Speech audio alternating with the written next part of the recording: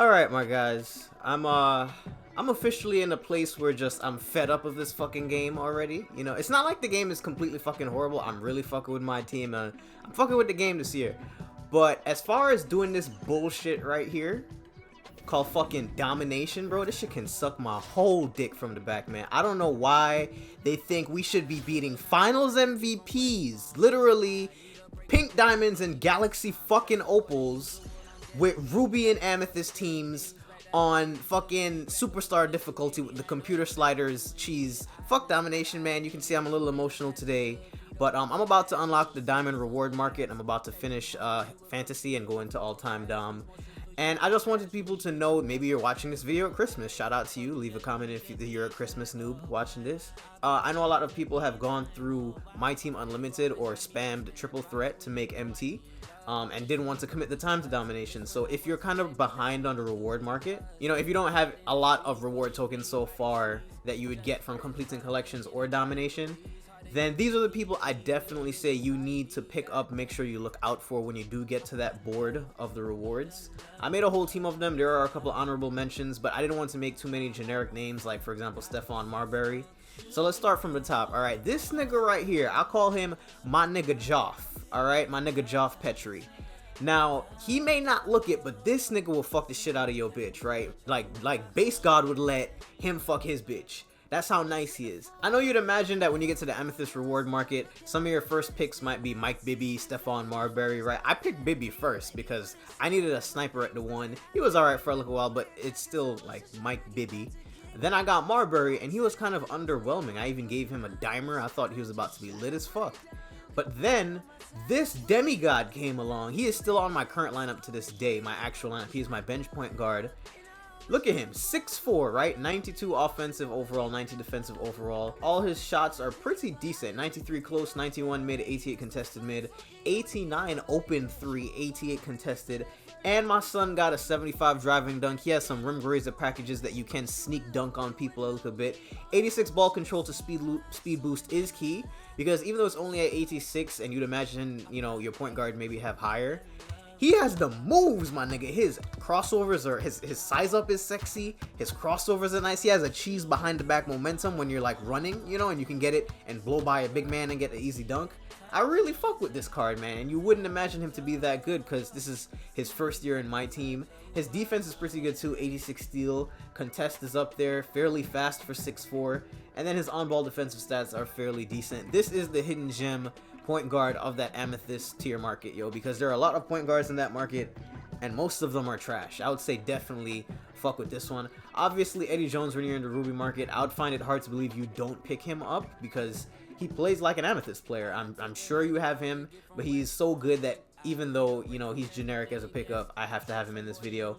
Larry Nance, because he is so versatile, he can play the 3, the 4, and I actually played him at the 5 in domination for a while. Reason being because he has an 87 mid. I like my 4s to be able to shoot a little bit, but he has high-ass dunking. His standing dunk tendencies are really high, and he gets good standing dunk animations when it's actually hard to standing dunk in the game this year.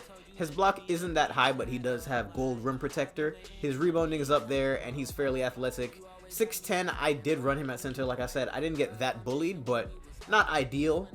Rodman, at the Ruby market, there are so many of them. I think it's worth picking up Rodman because he's so situational. His defense is fucking legit. Like, he can't do shit else. He can standing dunk a little bit, I won't front. But his defense is legit. 86 block and gold rim protector. Obviously, one of the best rebounders of all time and defenders of all time. I wish his steal was a little bit higher, but everything else that has to do with defense, clamp the I did not see that 78 lateral quickness before, but he still clamps. When I put him in the game, it was because I needed to stop, and he did what he was supposed to do when he was in the game. So that's why I say you should have Rodman, because a lot of those rubies are useless. He's useful. ARTIS GILMORE now, he's actually super dope for online. The Mark Eaton that you get from domination is honestly really shit. Like, even though he has a nice jump shot for him, he was shit for me, man. This ARTIS GILMORE can actually come off of your bench in MyTEAM Unlimited and hold his own. He has gold rim protector, great defender, 71 mid-range, his rebounding is there. This is just a flat out good bench center if you don't want to buy somebody like, you know, Porzingis or Cat. And there aren't many good like reward centers in the game until you get to the diamond tier where you can get like Marcus Camby.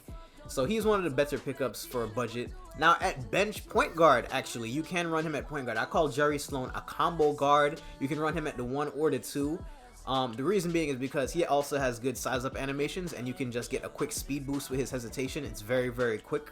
I fuck with that at point guard. And he is also a dunker. He has an 87 driving layup, great mid-range and a decent 3-point shot. And I run the Steve Kerr system also. So all these players usually get a good boost to their shooting and some defense. And he has 86 ball control, like I said.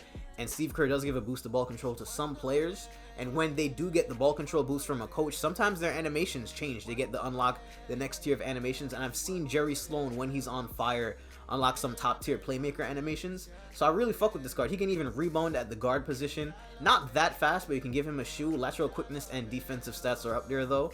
I fuck with him at point guard, bro. You can run him at the 2-2, but I like him at the 1. Especially with Geoff Petrie. If you have these two, I would actually say these are the best point guard or lead guard combos or combo that you can get from the Amethyst reward market. The rest are pretty mediocre. After that, obviously Money Mitch. Y'all already know what the deal is with this nigga, man. 2K OG, just straight up sniper. Even though his shot 3 is only at 83 and an 82, he greens easy, bro. He has all the gold shooting badges and his form is so easy. He greens easy, like way better than you'd imagine that 3-point shot to green.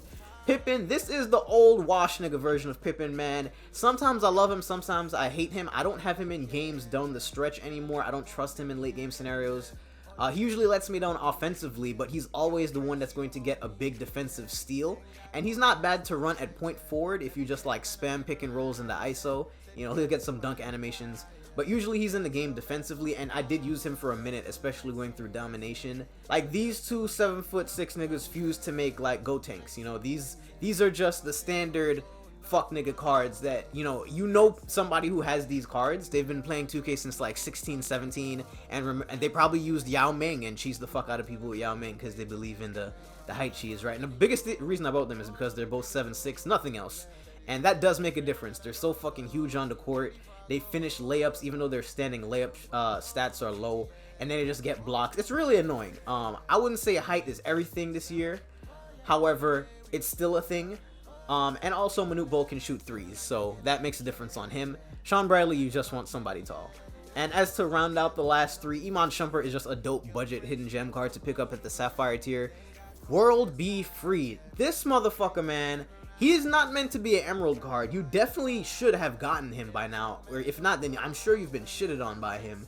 He should not be an 81, man. This card is at least like a high Sapphire, maybe even almost a Ruby the way that it plays. Why you wonder is because 87 driving layup, 88 close, 81 mid, 86 open shot, 3 on this little nigga right here, bro. And then 88 driving dunk, can speed boost, and he's athletic as shit. Vertical is high too. Offensively, this is quite a little shit, man. If you know how to be annoying, this World Be Free. Fuck a Ruby, bro. You can go ahead and shit on people with this online.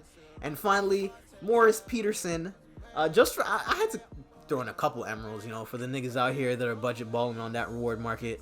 Morris Peterson, he is fairly good for this emerald tier as well. I think it's just like World Be Free where his intangibles are really low, but all his other stats are really high. More than anything, his jump shot is really silky. It's left-handed. It's like really, it's not like J.R. Smith. It's like, who would I describe it as? Maybe like James Posey-ish. It's left, imagine like a left-handed Dr. J kinda. I don't know, but that shit is fire, alright? It's easy to time, and he has an 88 open shot 3. And as an honorable mention for this list, I of course have to give a shout out. You probably know this if you use him. This GAIL Goodrich. This dude could have made the team too. I just added on some silver, some sapphires and emeralds at the end of the team just for the people that are budgeting it up. GAIL Goodrich though at the Ruby tier, he's also, I'd run him at point guard. He's 6'1", I wouldn't want to run him at the 2. But at point guard, he actually has the same dribble animations as World Be Free. If you've used the free card, then you know what I'm talking about. He has the same size up, and you can speed boost out of it very easily. It's a hesitation friendly. Catch somebody on a pick and roll, you're just gonna go right by them. And then his shooting stats are off the fucking chain. So I would fuck with this GAIL Goodrich at the 1. I didn't use him very long, but if I had a need and had an opening at the guard position, I would use this GAIL for sure. So those are all the best pickups I'd say that you definitely should get on the way up in the reward market. I'm about to touch the diamond market myself. I only have to grab 2 more amethysts, and I should be able to get those when I finish Fantasy Domination. And I'm definitely getting this motherfucking mellow card first, man. Look at this dreamy ass nigga right here. Tap that headband, bro. Everybody take 3 to the dome for mellow as this video ends. Thank you very much. Everywhere I go, you know it's all love.